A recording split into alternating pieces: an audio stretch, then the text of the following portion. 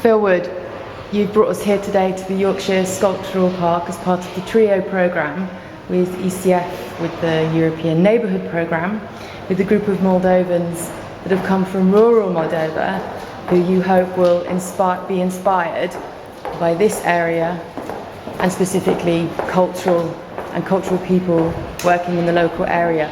Why did you decide to bring people, and what do you hope they will take back with them? I think three things I'll concentrate on.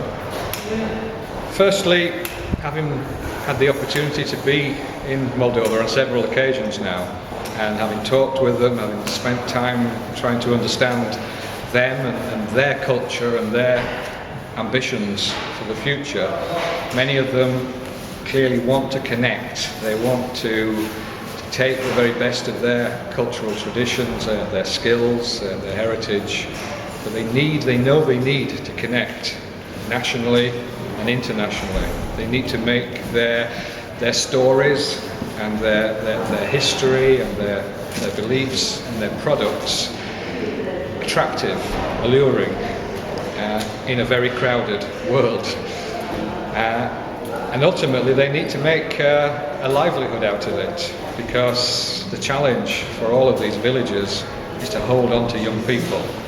What can they do firstly to stop the young people going to Chisinau and then leaving the country? So if they are to maintain these great traditions and skills, then it has to give a good livelihood to the next generation, and therefore they're going to have to trade in one way or another. They're either going to have to attract people to come to them, or they are going to have to put their ideas, their products, their culture, their creativity out into the world in a way that people are going to want to reward them for it. And so the first reason for coming here, and the first reason why I've designed the programme in this way, and that's why we're here at Yorkshire Sculpture Park at the moment, is to show to them the standards that have to be achieved if you want to operate at a national and international level. That if you want to attract people, whether it's tourists or if you want to engage with people around the world, there's a level of expectation that people have in terms of the quality of the building, of the reception that you have, of course, most importantly of all, the culture and the way it is presented, explained, interpreted, and then the ancillary facilities, the cafe, the bookshop, the toilets, everything is part of a package. And we've been talking about these things for the last year, but this is now the opportunity to see and feel and touch and understand what we've been talking about in theory. So that's the first point.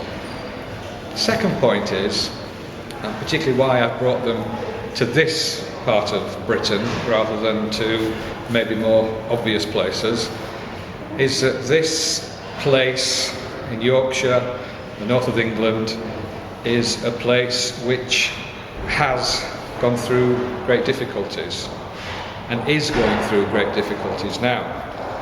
And I know from talking to Moldovan friends that they have an image of Britain as a paradise. Some of them have said that to me. We think we're coming to a land of milk and honey where everything works, everybody is kind and honest with each other, everything is done rationally and organised, emotion does not cloud people's opinions, nobody behaves badly, and my message all along is, well, if that's the England that you want, then that's not the England that I'm going to take you to. No such England exists. But certainly here in Yorkshire, this is a place that has had to go through many, many difficult periods, particularly the collapse of industry and major changes in agriculture as well. So all of the towns, all the villages around this area have had to look at themselves and ask themselves very, very tough questions about what do we do? What do we do in the future? Why are we here? We used to have a mill, we used to have a coal mine, we used to have a factory. But they're all gone now. So what is there to keep people in this place? Why the hell should we stay here? Why shouldn't we go to London or somewhere else? And yet people have stayed here. And they've stemmed the depopulation, they've stemmed the economic collapse, and they've started to rebuild. And culture has been one of the sources of inspiration for that.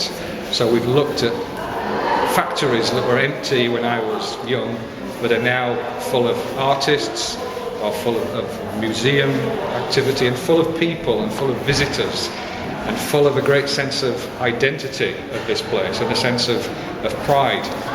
And so the message is that Rome wasn't built in a day, and certainly the very process of struggle against adversity, and of ignorance, and of the sense that nobody really cares about you, the sense that you are on your own against the world. It's not often very pleasant, but it actually brings out some very remarkable qualities. And so many of the people that we're meeting over these days are really remarkable individuals who've stood up on behalf of their village, of their community, and said enough is enough. We're not going to wait for anybody to give us something. We're just going to take action. We're going to occupy that empty building. You mean people in Yorkshire? Yeah. Yeah. So this afternoon we're going from this fantastic international quality art venue to a completely ordinary, absolutely ordinary little former industrial village where they had virtually nothing a few years ago. And with very little public money, they've actually turned the place around. And some very inspiring people who've been a source of inspiration to me for many years. So that's the second point, and I think that's important to the people of Moldova, because I know that they face many of, not just the same economic issues, but also the issues of attitude, about can we do this? And briefly, can you tell us the third? The third is about learning about themselves. I think it doesn't matter where you take people, the sheer act of taking a group of people somewhere different from where they know creates a mental shock, a slight nudge to the mindset, and it allows a bit of light to come in, and it allows an opportunity to look at yourself and your own situation from a slightly different angle and think, well, actually that intractable problem doesn't look quite so intractable now that I've got an angle. And also they get to know each other better, and I think that's important. They're in this project together. It's not just individual villagers. They're hopefully there to help and support and encourage each other, and they'll learn so much about each other here that I think they will go back, and I don't think they'll ever think about themselves and their villages in quite the same way. I think you're right, Phil Wood. Thank you very much.